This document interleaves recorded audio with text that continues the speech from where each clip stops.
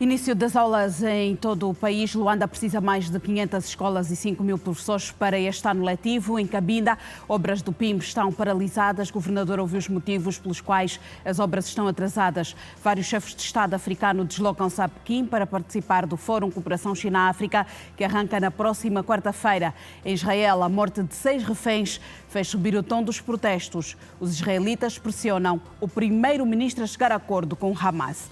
É para seguir no Girassol Jornal.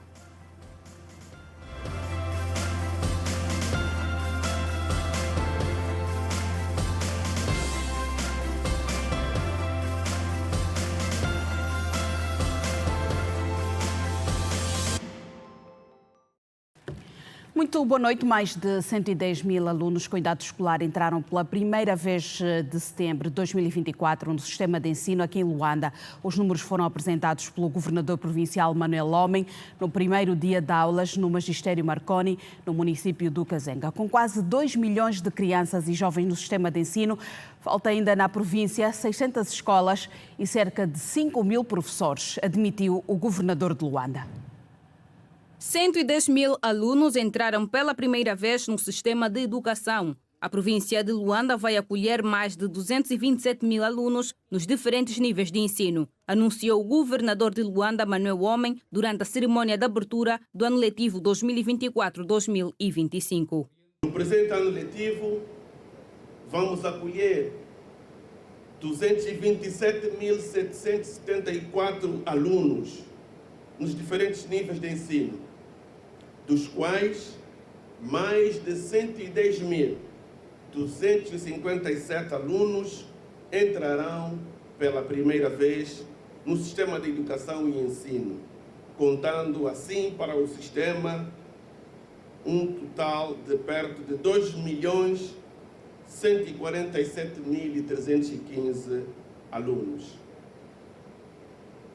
que serão assistidos, estes alunos, por cerca de 28.602 professores, nas 4.348 escolas, das quais 587 são públicas, 203 são público-privadas. Manuel Homem realçou que a província precisa de mais de 600 escolas para dar resposta ao número crescente de alunos. Precisamos de mais de 600 escolas, precisamos de pelo menos mais 5.214 professores, 1.422 técnicos administrativos, 1.837 auxiliares de limpeza e 1.807 operários qualificados, fazendo um total de mais de 10.280 funcionários que temos ainda como necessidade. Este ano será implementado vários projetos, com destaque para o MAME, Meu Absorvente Menstrual, que será distribuído em todas as escolas de Luanda para meninas em idade menstrual. Iremos implementar o projeto Cultura nas Escolas, que visa educar os nossos alunos por meio da arte e da cultura, uma simbiose que ajuda a combater determinados males que acontecem no ambiente escolar, tais como o assédio e o envolvimento sexual entre professoras e alunas, um mal que provoca gravidez precoce, bullying, abandono escolar, factos que contribuem para a desestruturação familiar. O diretor do Magistério Marconi, Rui Domingos, ressaltou o número de alunos para o novo ano letivo. Conseguimos receber 125 novos alunos, não é? Em 4 cursos. O Magistério da Marconi tem o curso do ensino primário, tem o curso de História e Geografia, Biologia e Química e o curso de Matemática e Física. Michelina André, que representou os estudantes de Luanda, prometeu que tudo farão para alcançar resultados positivos. A educação é um direito de todas as crianças e jovens do nosso país. E sentimos-nos alegres por tudo que tem sido feito para a garantia deste direito. Minhas senhoras e meus senhores, apesar de muitas dificuldades que possamos enfrentar, prometemos tudo fazer para alcançarmos os resultados desejados, pois sabemos que a educação é o caminho mais seguro para o desenvolvimento do nosso país. O número global de alunos para este ano letivo ronda os 2.147.315.000 alunos. Estiveram no ato de abertura vários administradores locais, delegados provinciais da educação, diretores de escolas, pais e encarregados de educação. E houve pouca adesão de alunos e professores nas escolas da capital. Pais encarregados de educação enumeram alguns fatores condicionantes, como os que têm a ver com a aquisição de material escolar com preços muito altos.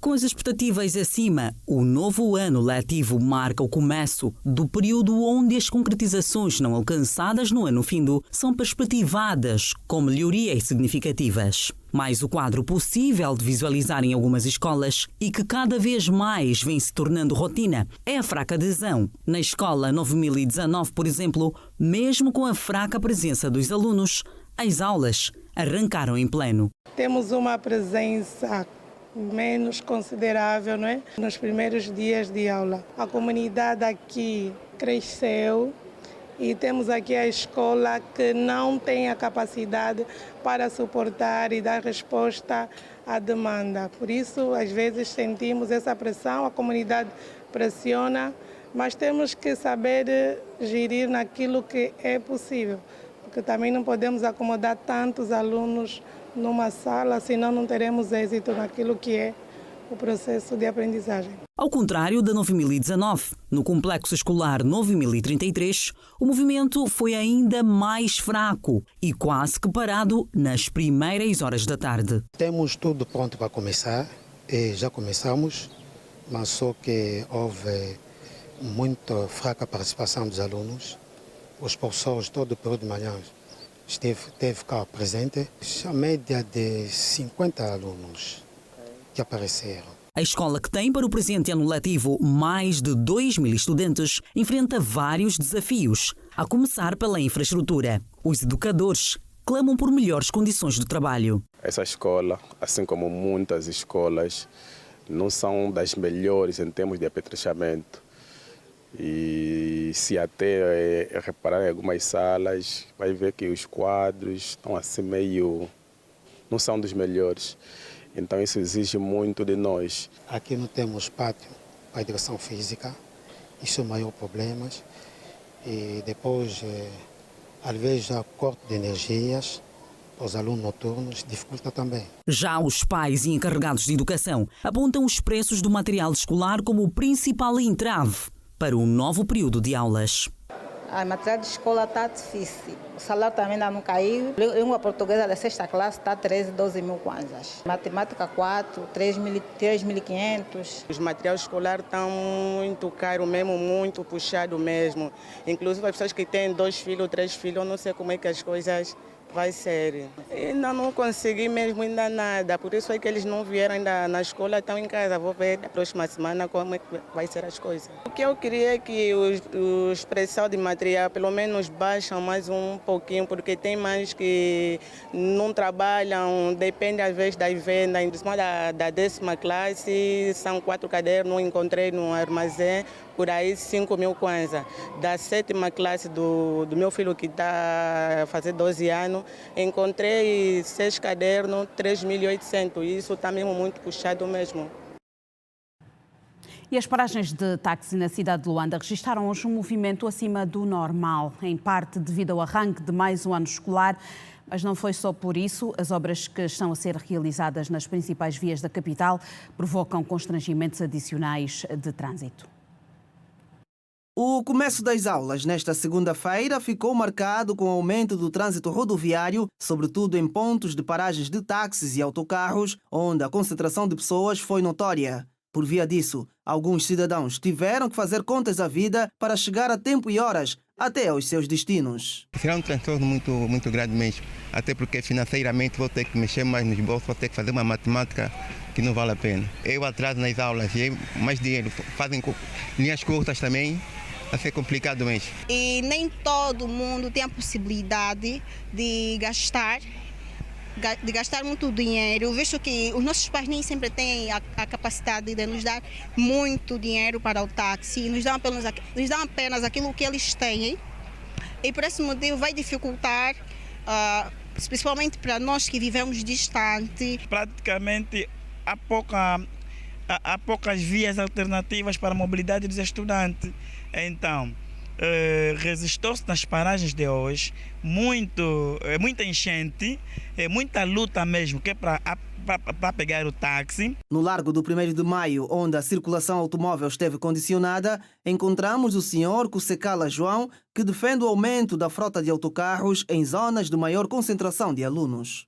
Por exemplo, o Zango, porque há alunos que estudam aqui no 1º de Maio, mas moram no Zango. É necessário que os autocarros, que tem que ser quantidades para começar a carregar os alunos para aqui, no 1º de Maio, para a escola. Neste que foi o primeiro dia de regresso às aulas, foi possível constatar também a fixação das listas dos alunos transferidos para outras escolas por conta da reabilitação de alguns estabelecimentos de ensino. O encarregado de educação, Josué Miguel, antevê muitos constrangimentos para a mobilidade das suas filhas. Muita complicação, porque eu vim apenas para saber em que sala calhar as minhas filhas e grande surpresa, foram todas transferidas, 3. Eu até nessas vias, por exemplo, aqui no Casquel não vejo o gira mais a passar. Não sei como é que será mesmo, será uma dor de cabeça para minhas filhas. Para o professor Fernando de Brito, é fundamental acautelar de forma antecipada as questões organizacionais para o êxito de um ano letivo. O que foi surpreso para nós como professor é que algumas escolas ainda têm materiais como carteiras e quadros sujos. E hoje praticamente os estudantes chegaram e essas escolas estão a limpar as carteiras, a organizar os quadros, a organizar o jardim. E aqui em estúdio tem Isaac Paz, professor doutor de Políticas Públicas de Educação, e António Pacavira, que é o presidente da Associação do Ensino Particular. Muito boa noite aos dois e bem-vindos ao Girassol Jornal e obrigada pela vossa presença aqui. Eu vou começar por perguntar aos dois, e assim, antes quero ouvi-lo, para perceber quais são os desafios do ensino no país, quer a nível público e quer a nível do particular. Mas depois do particular eu vou também ouvir António Pacavira. Ok. Boa noite e obrigado pelo convite. Sobre a questão que me foi colocada, os problemas da realização do nosso sistema de educação são tecnicamente cíclicos. Para quem opera o sistema e quem lê os próprios informes do setor, consegue compreender que ano vai, ano vem, nós começamos a ter praticamente os mesmos problemas. Primeiro, podemos dizer os problemas ligados ao acesso. Qual é a capacidade que o sistema tem de absorver a quantidade de pessoas que buscam os serviços públicos de educação? Começamos pelo ensino primário, que é o primeiro ciclo, também podemos incluir aqui o próprio pré-escolar. Sobre o ensino primário, temos aqueles ingressos pela primeira vez que acabam por ser admitidos no sistema. Já o primeiro ciclo e o segundo ciclo, a situação é mais crítica ainda, porque já são efetivos que estão no próprio sistema e precisam transitar de um ciclo para o outro, nesse caso, saindo do primário para o secundário. A questão essencial é a falta de absorção dos sistemas, a quantidade de vagas disponíveis, principalmente se olharmos para aquelas províncias de maior densidade profissional. A outra questão tem a ver com o acolhimento e o atendimento das pessoas. A reportagem mostrou.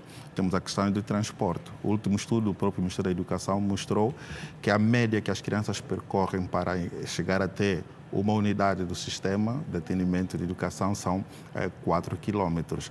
Se colocarmos, vemos aí paragens de transportes, táxis, inclui custos, e muitas das famílias, os próprios indicadores mostram que nem sempre as famílias conseguem suportar. Olhamos também para a questão da disponibilidade do material. Infelizmente, nós reduzimos o material, a disponibilidade do manual, mas para além do manual, as crianças precisam levar para a escola outra quantidade de material. Estamos a falar de acolhimento, podemos olhar para as infraestruturas. Nós também vimos e encontramos casos caricatos de nem sequer termos água canalizada nas escolas e até, conforme foi demonstrado, algumas escolas nem sequer conseguem ter, quando a iluminação natural for embora, não conseguem ter a iluminação artificial para desenvolver os seus trabalhos. São dados que são cíclicos nos sistemas. Quase todos os estudos dos últimos anos têm estado a mostrar isso.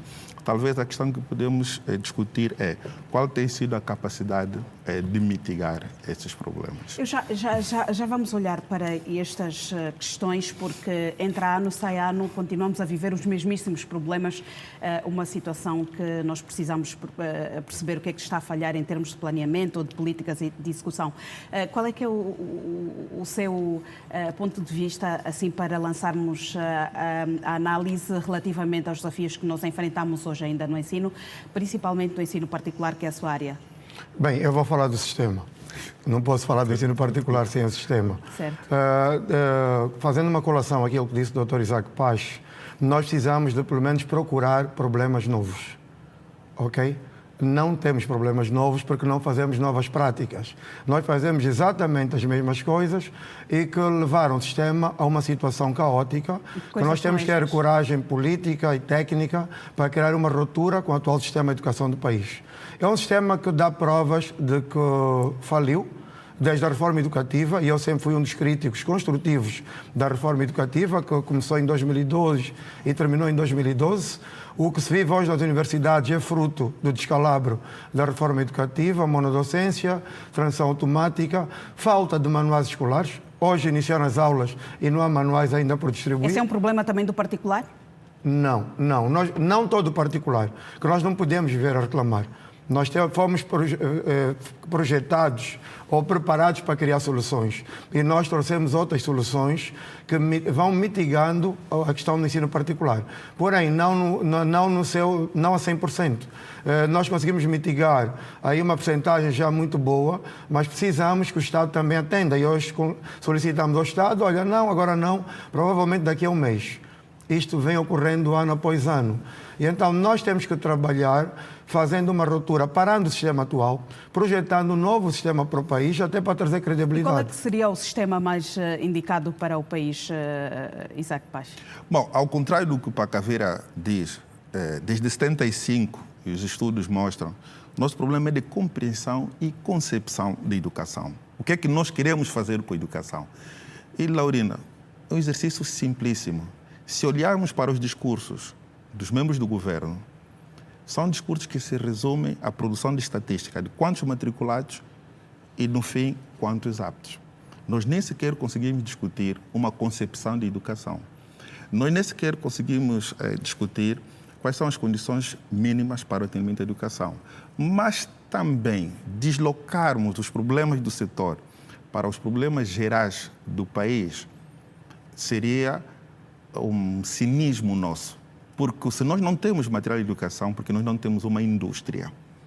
Nós não produzimos cadernos porque não temos uma indústria do caderno. Problemas os mesmos anos. Os mesmos anos, mas não são só problemas de educação. São problemas de toda uma forma estruturada de pensar Angola como um país. Exato. Porque a indústria do caderno que não existe, não existem ou existem em número deficitário outras pequenas indústrias. Como é que se percebe que nas escolas particulares tem manuais escolares e nas escolas públicas nós temos dificuldade? Conforme eu digo ao Pacaveira, são dois iguais desiguais. Dois iguais desiguais simplesmente porque eles oferecem educação dentro de um sistema, porque as instituições de ensino particular fazem parte do sistema de educação de Angola.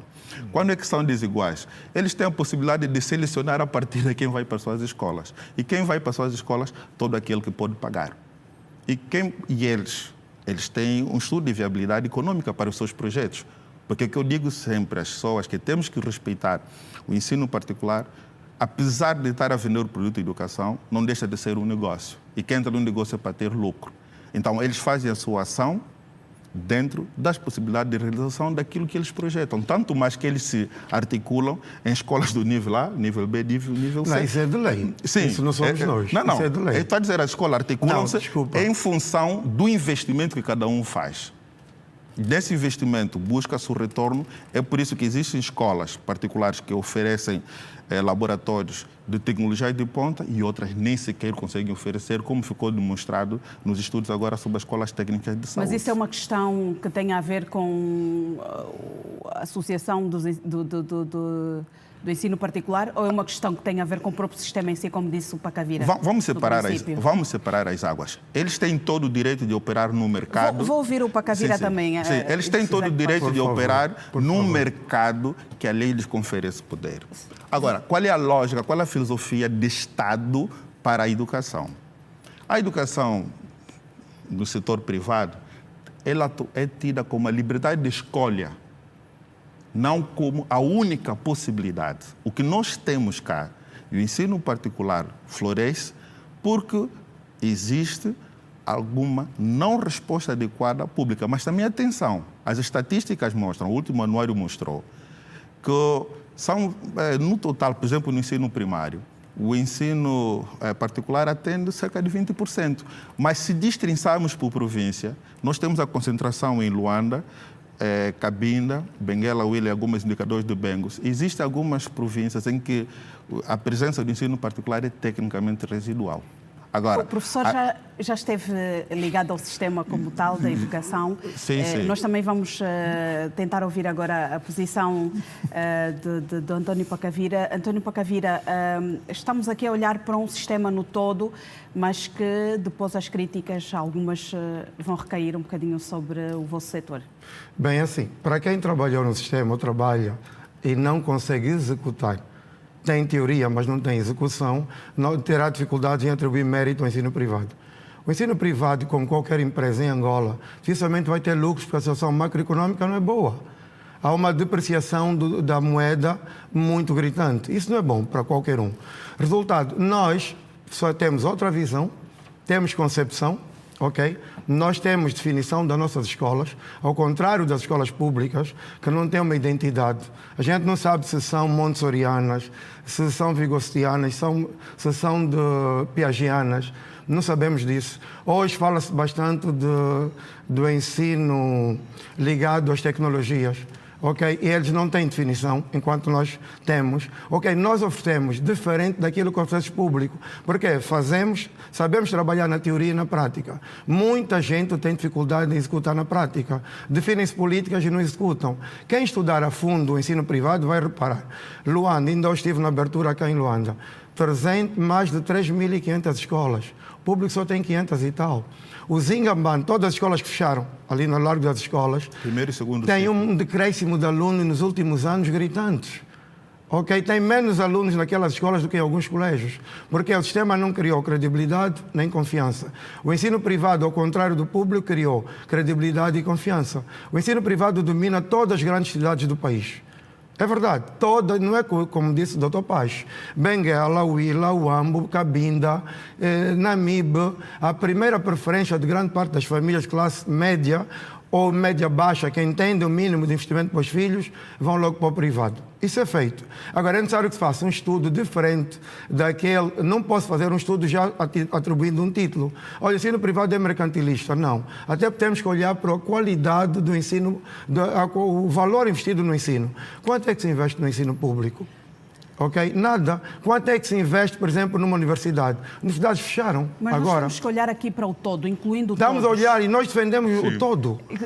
Nós não defendemos o privado ou o público, nós defendemos o todo. Por isso é que propomos uma ruptura. Quem está no sistema atual vai caminhar durante um ano. Depois, quem entra a partir do ano X tem um sistema completamente novo. Como sabem, isto é um jornal, nós não podemos abordar todos os temas aqui, claro, mas vamos tentar olhar para as políticas, as soluções que se podem encontrar para o ensino no país. O Pacavira diz que deve haver uma ruptura no sistema atual. Não tem credibilidade. Qual é que é a sua opinião? O Pacavira tem uma posição que é natural, a posição de qualquer ser pensante tem que ter necessariamente uma posição. E quer os relatores oficiais do próprio Ministério da Educação, quer pessoas que estudam educação, têm sinalizado que nós estamos a atingir o ponto em que estávamos em 1986, quando tivemos praticamente um colapso do sistema, por várias razões. E os últimos estudos feitos pelo próprio Ministério, não vamos conseguir trabalhar em escolas que elas próprias nem sequer conseguem ter orçamento de funcionamento. Nós não vamos conseguir trabalhar em escolas sem condições mínimas, conforme eu disse aqui. A água, a capacidade de acolhimento das pessoas. Isto é uma incapacidade, atenção, não de Estado. Porque se nós olharmos na filosofia de projeção, é governativa. Porque a missão do governo é realizar as tarefas superiores do Estado. Quem tem que velar por que existem escolas como equipamentos funcionais é o governo. Porque é o governo que tem por missão dar soluções para que se atenda o direito das pessoas à educação. E eu sei que é uma colocação um tanto quanto não simpática, mas isto é um critério universal de classificação. Geralmente o ensino particular, tanto mais que eles têm a valor comercial. E ninguém diz aqui, ninguém diz aqui, porque tu tens um promotor que te confere isso, atenção. E ninguém diz aqui que é um ensino pernicioso. Já disse, está garantido por lei. Tudo que está garantido por lei é aceito no Estado democrático.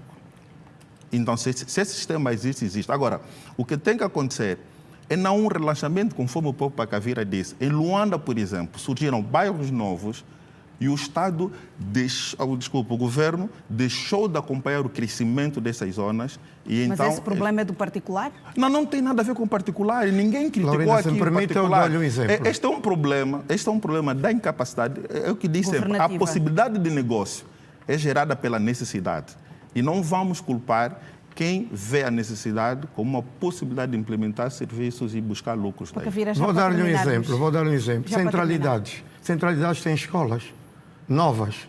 Os alunos que moram nas centralidades não estudam nas centralidades. O Quilamba está aqui próximo. Grande parte das pessoas do Quilamba têm filhos a estudar em colégios, não nas escolas públicas lá. Quem estuda na escola pública são aqueles que moram na periferia do Quilamba.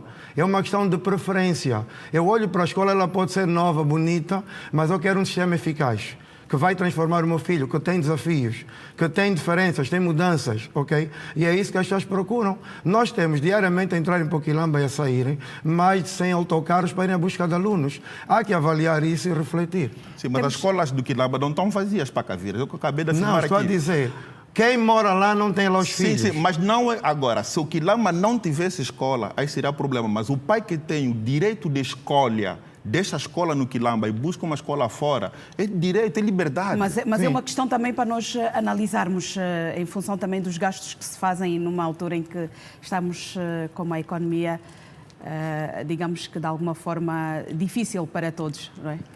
E isto é uma outra questão que nós precisamos refletir dentro da responsabilidade do governo para a educação como direito. Nas outras realidades, é um pai que gasta uma propina numa escola particular, gasta uma propina numa escola particular, esse pai é contribuinte, já paga impostos. E a expectativa de quem paga impostos é que tenha serviços públicos para satisfazer o seu direito. Então, nessas realidades, quando o governo não consegue atender o direito, esse gasto é deduzido na contribuição do cidadão, porque aí estaríamos a prejudicá-lo na sua dimensão. Professor, isso quer dizer que os gastos que nós temos ao realizar o ensino particular, eu devia ser naturalmente ressarcido, porque sou um contribuinte. Professor, nós vamos encontrar espaços que é para podermos discutir este assunto, porque é um assunto que não se esgota por aqui e é do interesse de todos. Há uma frase que diz que se quer avaliar um prédio, não avalia pelo terraço, mas sim pela sua base. Então eu vou agradecer a presença dos dois, continuação de boa noite e espero contar com vocês numa próxima oportunidade. Nós é que agradecemos. Muito obrigada, boa noite. Obrigado. E nós vamos seguir neste jornal. O Lubito assinala hoje 111 anos para os munícipes. O corredor do Lubito é entendido como um importante motor de desenvolvimento da região, numa altura em que o município conta com um novo administrador, Carlos Pacatolo. A expectativa dos cidadãos é que outros problemas sejam resolvidos, como a falta de saneamento básico, escolas e também a situação da empregabilidade dos jovens.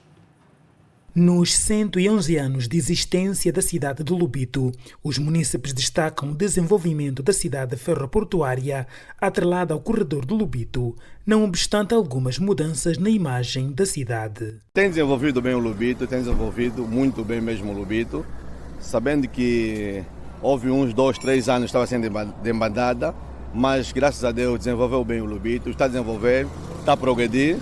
E geralmente agora mais com muita afluência de turistas, empresários, por causa do corredor do Lubito, que está a influenciar mesmo muitas empresas positivamente. E esperamos ter mais perspectiva para o Lubito. É a sala de visita de Angola. É uma cidade que, pelo menos, que tem muito desenvolvimento na parte austral, através do corredor do Lubito. Estamos a ver que a nossa cidade tem um impacto muito grande. Porém, o ínfimo número de escolas, a problemática do saneamento básico são as preocupações apresentadas pelos cidadãos. Saneamento básico. Vou dizer também algumas ruas secundárias também. O Lubito praticamente trabalha com as ruas principais que estão asfaltadas, as ruas secundárias não estão asfaltadas, estão a fazer o trabalho agora. A empresa Mandapalo está a fazer alguns trabalhos, que Restinga, a orla marítima, parte turística da Restinga até o Compão, Avenida Brasil, estão ali a terminar o curso, e falta o Compão, a Canata, o São João, falta só pequenos detalhes nas ruas secundárias. Para colmatar alguns problemas sociais apontados pelos lubitangas, o novo administrador apontou a governação participativa como uma das saídas. Quando digo que realizar o direito à educação exige a participação de todos, além da campanha de recolha de material escolar, como dizia, nós estamos a dialogar com as igrejas, estamos a incentivar as igrejas para que tomem a dianteira nesse processo de ensino, para nos oferecerem escolas, salas de aulas que serão elevadas às escolas comparticipadas, onde o governo assume uma parte e eles outra parte. Também no âmbito da governação participativa, estamos já a dialogar com organizações da sociedade civil para assumirem a liderança na campanha de organização do comércio informal e do comércio ambulante. As organizações da sociedade civil têm muita experiência de contato direto com as comunidades e eu venho desse lado, então vou usar isso. O município do Lubito em festa nos seus 111 anos de existência, numa altura em que os munícipes divergem nas opiniões a respeito do atual contexto do município. E se for possível, ainda voltaremos a olhar para as festividades da cidade do Lubito. Em Cabinda estão paralisadas a maioria das obras no âmbito do Plano Integrado de Intervenção nos municípios. Esta situação preocupa a governadora provincial, Susana Abreu, que para ultrapassar o problema chamou todas as instituições que trabalham na execução das obras do PIM a fim de esclarecer as causas que tanto atraso em obras orçamentadas produz. O PIM é um projeto da iniciativa do Governo Central. Tem como objetivo desenvolver infraestruturas do impacto no setor social, com destaque para a saúde, educação, energia e águas, entre outros, no intuito de facilitar a vida das populações nas comunidades. A província de Cabinda tem mais de 80 projetos em curso, enquadrados no PIM. O Governo Provincial acredita que, após a conclusão destes projetos, haverá muitos ganhos para as populações. A governadora provincial de Cabinda reuniu com todos os órgãos que intervêm na execução do PIM em Cabinda. Susana Abreu procurou saber detalhadamente os níveis de execução dos projetos. Estamos em crer que depois do PIM ser concluído, certamente que vamos poder oferecer melhores serviços à população. Então, para nós, na província de Cabinda, termos a certeza e garantirmos que os projetos sejam concluídos, então, é necessário passar em revista de forma muito detalhada e continuarmos a trabalhar até a conclusão dos projetos. Portanto, dizer que a PIM, de certa forma, e como é óbvio, tem estado a resolver alguns problemas básicos e vai continuar. Estamos em crer que depois do PIM a ser concluído, certamente que vamos poder oferecer melhores serviços à população. A governadora pediu, por outro lado, responsabilidade por parte de todos os envolvidos, porque a população muito precisa destas infraestruturas. Vamos ter esse encontro para podermos ir ao fundo, como disse, ao detalhe, e depois daí vermos as recomendações, as conclusões, para que possamos realmente acabar com os projetos no plano integrado de intervenção dos municípios. Ao nível de Cabinda, alguns projetos do PIM já foram concluídos, mas a maior parte deles ainda estão em curso. A Agência Nacional de Proteção de Dados registrou um aumento de ataques cibernéticos no país. 11 contravenções foram registadas, tendo afetado empresas dos setores das telecomunicações, comércio geral e a banca. Os cidadãos angolanos ou residentes no país, lesados por qualquer crime que envolva os seus dados digitais, devem recorrer à Agência Nacional de Proteção de Dados para que a situação possa ser resolvida de forma adequada. Ter alguma prudência e não aceder ou aceitar dissimuladamente esse tipo de mensagens. No limite, denunciar aos órgãos de investigação criminal. Temos hoje o SIC, a PGR, ou mesmo levar ao conhecimento da Agência de Proteção de Dados. Porque nós temos dito que os primeiros guardiões dos dados pessoais somos nós. Casos como ataques cibernéticos, incluindo sequestros de dados e clonagem de contas, sobretudo no WhatsApp e Facebook, aumentaram consideravelmente desde 2022, período pandêmico. A agência esclarece que a falta de literacia digital no país é uma das principais razões para o crescimento desses ataques. Isso vai um pouco para instituições que não têm a cultura de ter periodicamente formação do que tem a ver de segurança da informação, onde são alertados que, por exemplo, os usuários não devem acessar, não devem clicar em anexos que desconhecem a origem, não é? Bem como outros fatores que podem pôr em causa a segurança da informação. Então, são dois elementos, muitas das vezes vulneráveis da própria infraestrutura e outras das vezes o desconhecimento dos titulares ou dos funcionários em relação aquilo que tem a ver com a segurança da informação. A agência, apesar de não ter representação direta nas plataformas afetadas como o Facebook e o WhatsApp, faz parte de uma rede africana de proteção de dados e, de acordo com o diretor do gabinete jurídico, isso permite que a agência mantenha canais de comunicação abertos com essas plataformas para ajudar a resolver problemas relacionados à segurança de dados. Essa proteção de dados ela faz parte da rede africana das autoridades de proteção de dados. Nessa altura, a agência ocupa uma das vice-presidências. E por meio desta rede, a secretária dessa WhatsApp, Facebook e outras redes sociais não tem representação em Angola. Então conseguiu-se um canal aberto, do qual a agência tem estado a fazer recurso sempre que há situações. Desde 2022, mais de 15 instituições angolanas foram alvo de ataques, com um aumento notável nos sequestros de dados e clonagem de contas. A falta de literacia no país é citada como uma das principais razões para o crescimento desses incidentes, e as multas da agência variam de $75.000 a $450.000 para as empresas infratoras.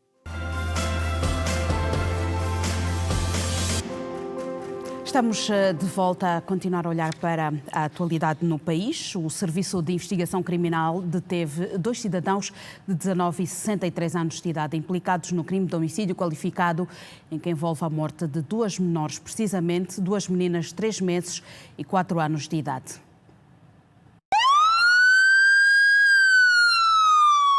Duas crianças menores de 5 anos foram brutalmente assassinadas por indivíduos de nacionalidade angolana e gambiana. No primeiro caso, ocorrido no município de Viana, Sapu 2, o pai da menor de 3 meses de idade alega sobre a paternidade duvidosa da menor e que esperou a distração de outros membros da casa para levar a mais nova de 3 meses a outro compartimento e asfixiá-la. As filhas eu fico com eles.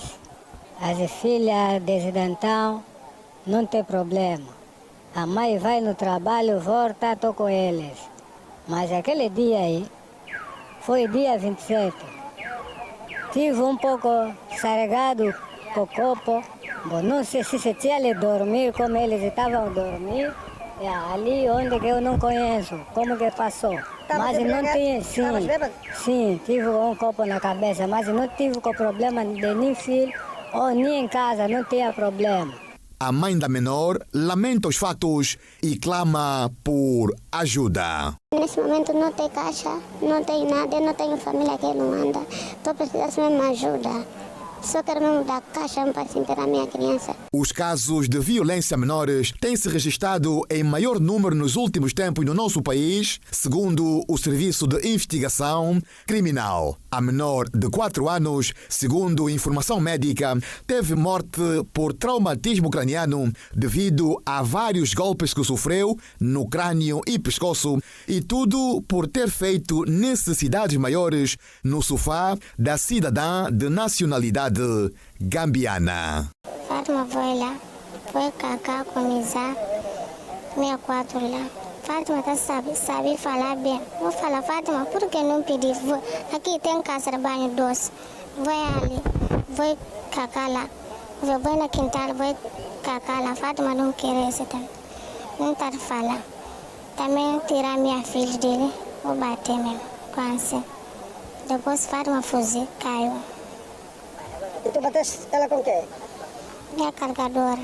Manuel Capita, porta-voz interino do SIC Luanda, disse que os crimes são reprováveis a todos os níveis. O primeiro crime aconteceu no município de Viana, precisamente no distrito urbano do Quicuxe, onde um cidadão de 63 anos de idade, por alegada não paternidade de uma menor de 3 meses, decidiu então pôr fim à vida desta menor. Neste dia 27 de agosto, chegou a casa, aproveitou-se da distração dos filhos mais velhos que cuidavam da menor, tirou-a do quarto onde dormia, levou a um compartimento e asfixiou-a até a morte. No segundo caso, o crime também de homicídio qualificado, primeiro com ofensas graves à integridade física, em que foi agredida uma menor de 4 anos de idade, por ter alegadamente feito necessidades maiores no sofá da sala da agressora. Aconteceu que essa agressora já recebia a menor em sua casa algumas vezes para cuidados quando os pais se dirigiam à igreja. Portanto, pelo facto de a menor ter feito necessidades maiores, então agrediu-a e ela foi, ofensas graves mesmo, foi parar ao hospital estando em estado crítico. 4 dias depois, infelizmente, precisamente no dia 31 de agosto, no sábado, a menina acabou por morrer. E são estes assuntos que nós abordamos e também o Zuela Meu Povo vai continuar a abordar. Salu, boa noite, obrigada por vires aqui ao meu cenário. Estivemos há pouco tempo a falar, mas são essencialmente assuntos como estes que tocam as pessoas, que têm a ver com o bom senso, que vão, em parte, também, passo o pleonasmo, a fazer parte dos teus temas. Com certeza. Boa noite a todos e muito obrigado. Recebeste-me aqui, eu recebi-te, mas tu recebes-me depois já no ar. E sim, o social será o nosso ponto de exercício diário.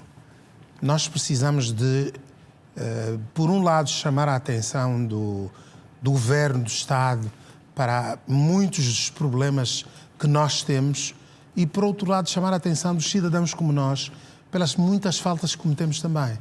Então vai ser o social, sim, o mais forte, se bem que aqui vamos misturar um pouco com, ao contrário dos outros programas do género, vamos misturar um pouco de cultura e de rubricas para tornar o programa mais divertido, não tão pesado como o programa anterior que fiz, porque aquilo depois começa a doer a cabeça, começa a deixar-nos um pouco lesados. Sim, também. Temas, por exemplo, como este que acabamos de ver, uma gambiana de ter morto uma criança, o pai de ter morto também a suposta filha, nesse caso agora passa a ser a suposta filha, são situações que já são pesadas. Aliás, nós já temos muitos problemas no nosso dia-a-dia e descarregar às vezes um bocadinho também vai fazer falta.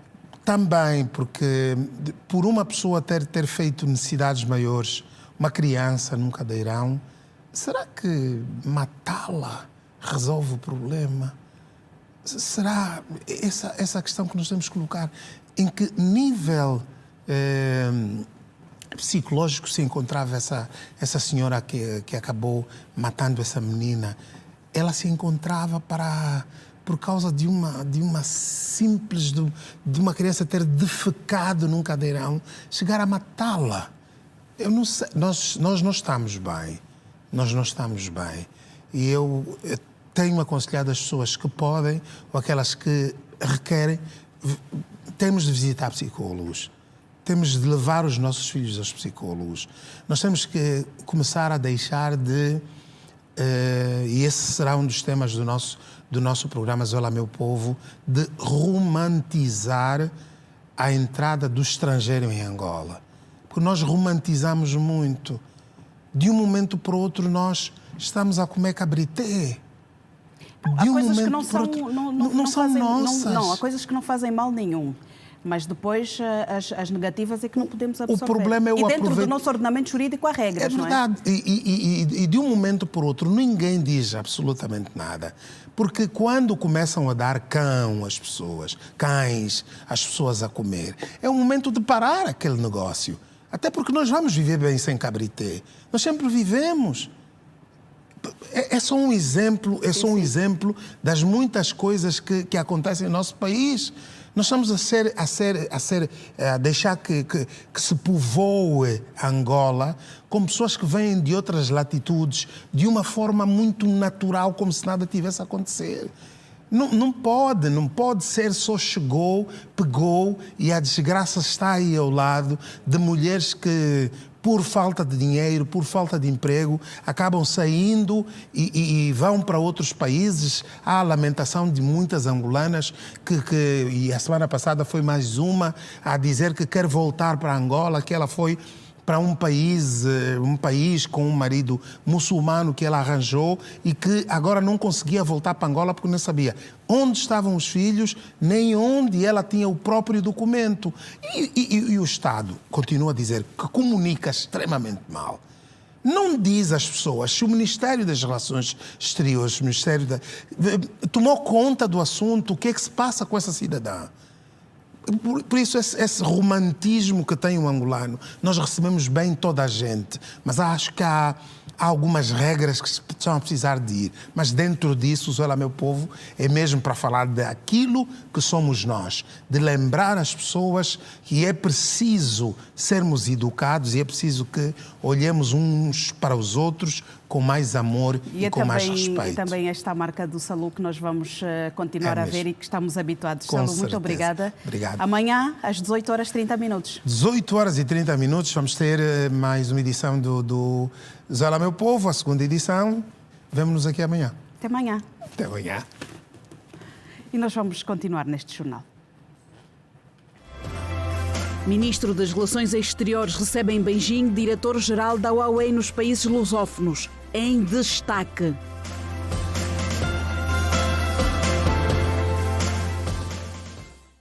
A vida lá onde tudo começa. Passos de progresso.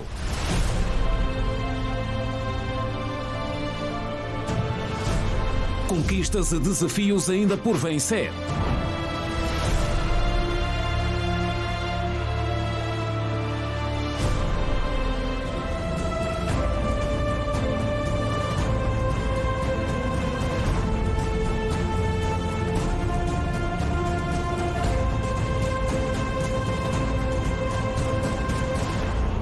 Vilas.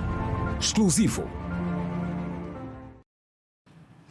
E vamos continuar a informar neste jornal, Girassol Jornal. Daqui a pouco, como já tinha dito, vamos tentar o contacto com o administrador do Lubito para que possamos perceber dos desafios desta cidade e também das várias conquistas já alcançadas. Por enquanto, vamos seguir com outras matérias de atualidade. O Ministro das Relações Exteriores, Tete António, recebeu em Beijing o diretor-geral da Huawei nos países lusófonos.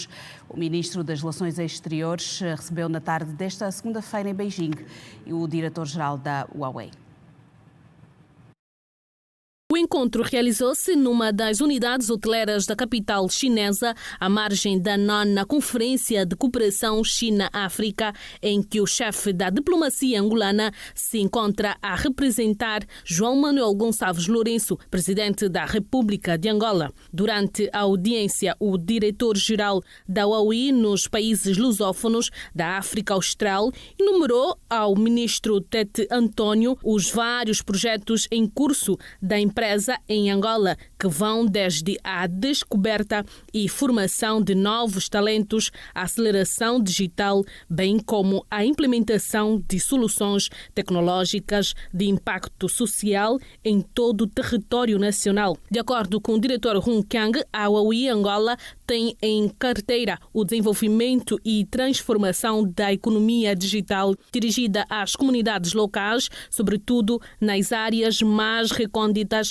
do país. Segundo a OAI, o impacto de soluções digitais incorpora infraestruturas digitais, energias renováveis e telefones digitais de baixa renda. Este pacote de soluções digitais visa estimular o mercado informal e a sua integração no mercado formal, podendo com isso facilitar as transações econômicas das populações locais, principalmente das mais vulneráveis.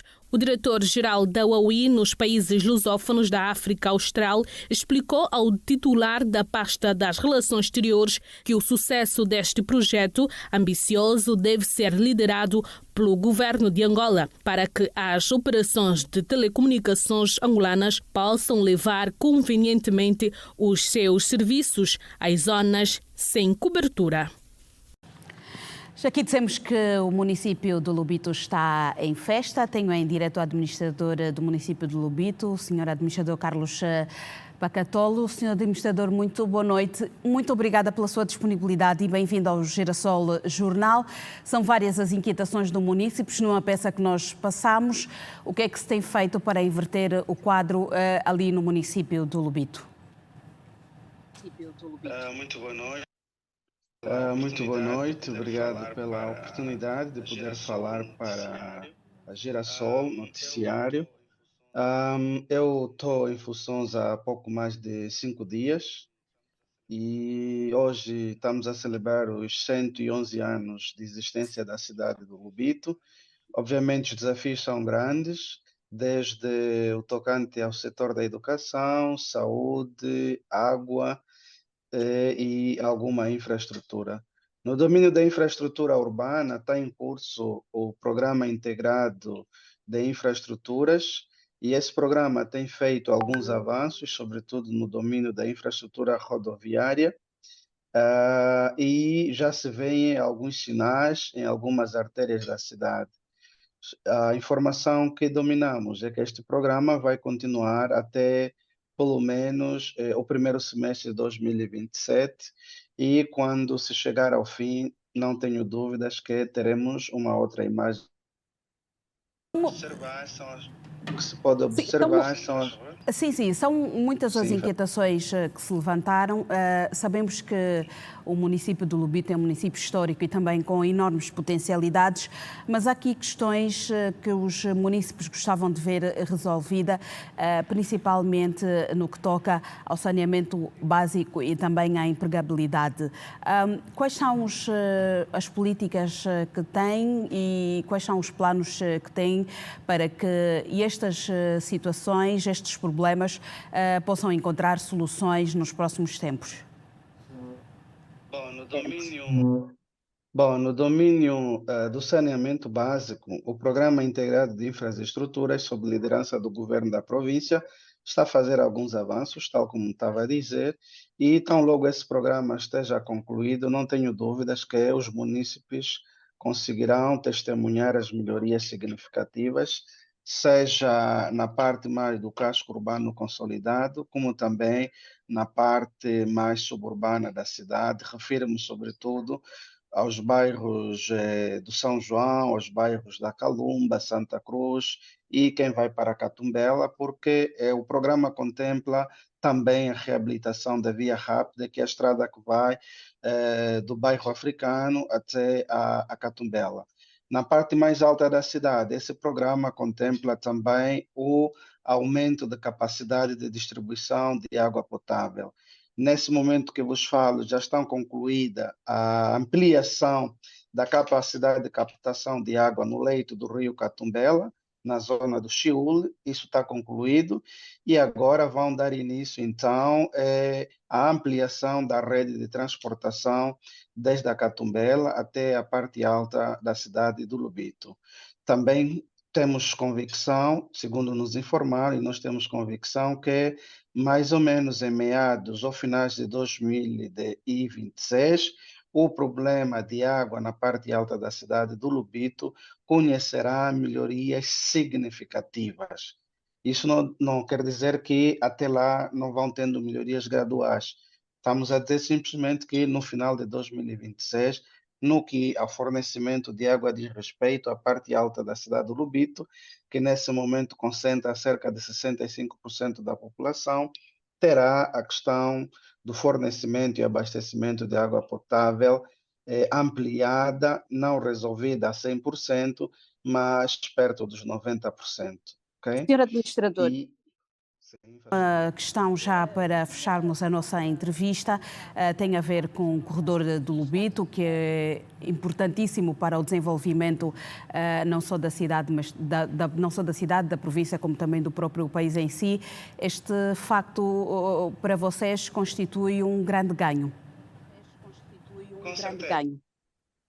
Com certeza. No domínio da empregabilidade, os passos que estão a ser dados para redinamizar o corredor de desenvolvimento do Lubito, ancorados no Porto do Lubito, no caminho de ferro de Benguela, de plataforma logística, são, sem sombra de dúvida, a melhor oportunidade que existe para promoção de emprego, para promoção de oportunidades de empregabilidade para os residentes nessa parcela do território, mas também para os outros angolanos que se encontram noutros quadrantes, na medida em que o caminho de ferro de Benguela começa no Lubito, mas vai até ao Luau e depois, claro, liga os países vizinhos.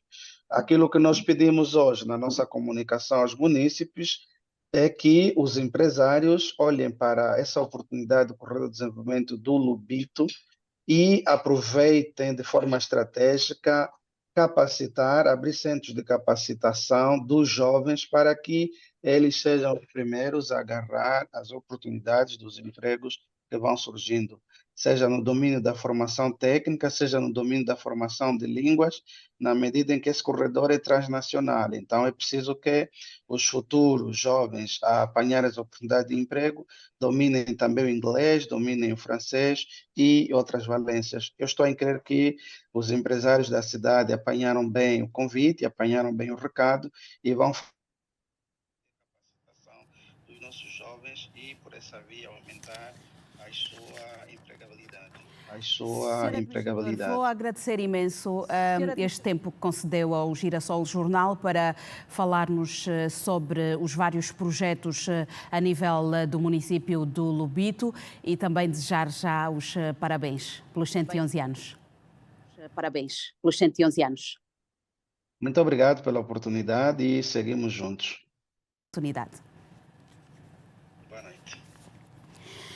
E o jornalismo angolano está de luto. Morreu hoje o jornalista da Rádio Nacional de Angola, Manuel Esperança. Fora do país estão 400 mil angolanos e Portugal é o centro com o maior número de cidadãos. Mais uma voz que se cala. Manuel Esperança foi jornalista da Rádio Nacional de Angola desde 1992. Por lá, desempenhou várias funções. Foi com lágrimas nos olhos que a jornalista Teresa Baião falou sobre a partida prematura de Manuel Esperança e o descreveu como um amigo e um grande quadro. Falar de Manuel Esperança, estamos a falar de um grande quadro que a Rádio Nacional acaba de perder. Manuel Esperança, para além de colega, é um bom amigo. É difícil compreender e aceitar a partida de alguém que nos é muito querido. Para quem conviveu com o radialista, a certeza é que o jornalismo angolano ficou mais pobre. A morte do Manuel Esperança constitui uma perda irreparável. Era uma pessoa bastante dedicada, bastante empenhada em relação ao seu trabalho. O Manuel Esperança era um jornalista bastante completo. Posso dizer que hoje ficamos mais pobres. O diretor de informação da Rádio Nacional de Angola, Antônio Capapa, aconselha aos jornalistas da velha guarda a não deixarem morrer a profissão e que partilhem as suas experiências com a nova geração. É que tenham um olhar, digamos, especial, voltado para os novos. E que os novos se dispam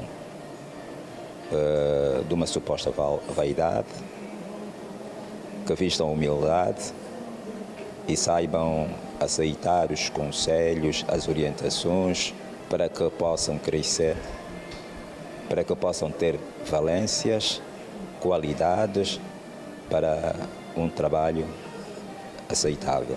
Em comunicado de imprensa, o governo da província de Luanda manifestou a sua solidariedade.